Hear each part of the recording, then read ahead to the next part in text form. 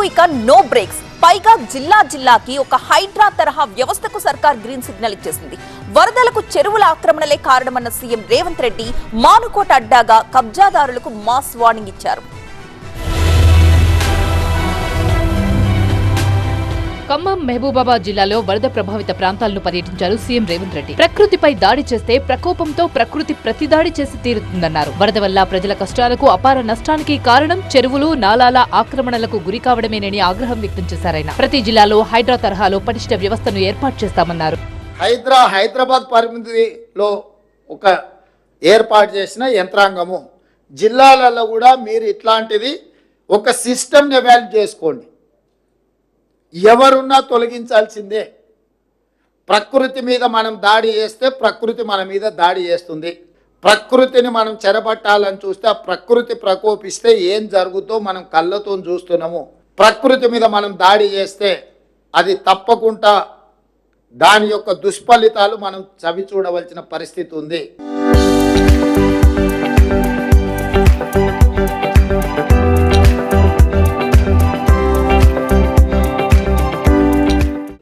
అందుకే నేను స్పష్టంగా అధికారులకు ఆదేశాలు ఇస్తున్నా. నేను ఎంక్వైరీ కూడా ఆర్డర్ చేస్తా. రాష్ట్రం మొత్తం మీద కూడా చెరువుల ఆక్రమణ మీద స్పెషల్ డ్రైవ్ చేపడతా. మహబూబాబాద్ జిల్లా ఆకేరు వాగు వరద ప్రభావిత ప్రాంతాలను సందర్శించారు సీఎం. బాధిత కుటుంబాల్ని పరామర్శించారు సీఎం. ఖమ్మంలో వరద కష్టాలకు కారణం కబ్జాలేనన్నారు. మాజీ మంత్రి ఆక్రమణలపై అందిన ఫిర్యాదుల విషయంలో చట్ట ప్రకారం చర్యలుంటాయన్నారు.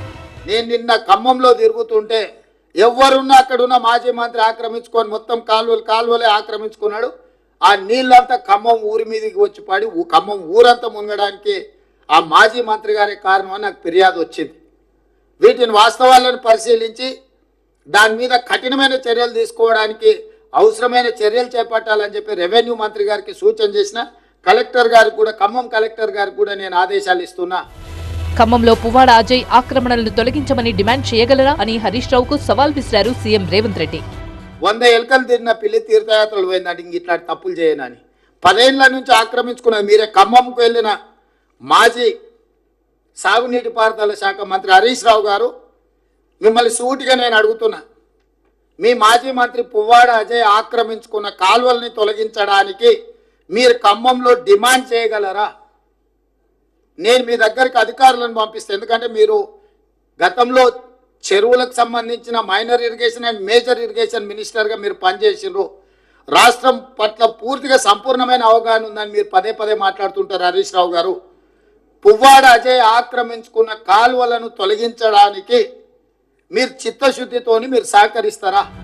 చెరువులు, నాలాల దురాక్రమణల వల్లే ఎనలేని అనర్థం కన్నీటి వరదైన ఖమ్మమే అందుకు సాక్ష్యమన్నారు సీఎం రేవంత్. ఆక్రమణలకు పాల్పడితే ఇక ఎవరిని ఉపేక్షించేది లేదన్నారాయన.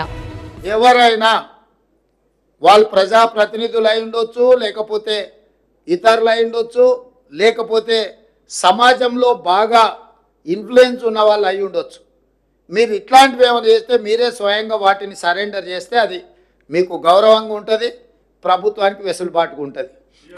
అట్లా కాకుండా ఏదైనా జరిగితే మాత్రం ప్రభుత్వం కఠినంగా చర్యలు తీసుకోవడానికి వెనక్కి తగ్గదు.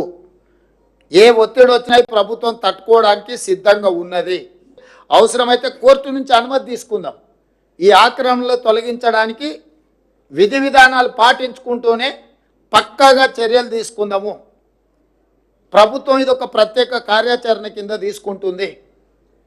ఈ ప్రభుత్వం ప్రాధాన్యతతో కూడుకున్న పనులలో చెరువుల యొక్క ఆక్రమణలను, నాలాల ఆక్రమణలను తొలగించేది చాలా అత్యంత ప్రాధాన్యతతో కూడిన కార్యక్రమంగా తీసుకుంటాం మేము. సైరన్ మోగింది. హైడ్రా తరహాలో జిల్లాకో బుల్డోజర్ రంగంలోకి దిగడమే ఇక తరువాయి.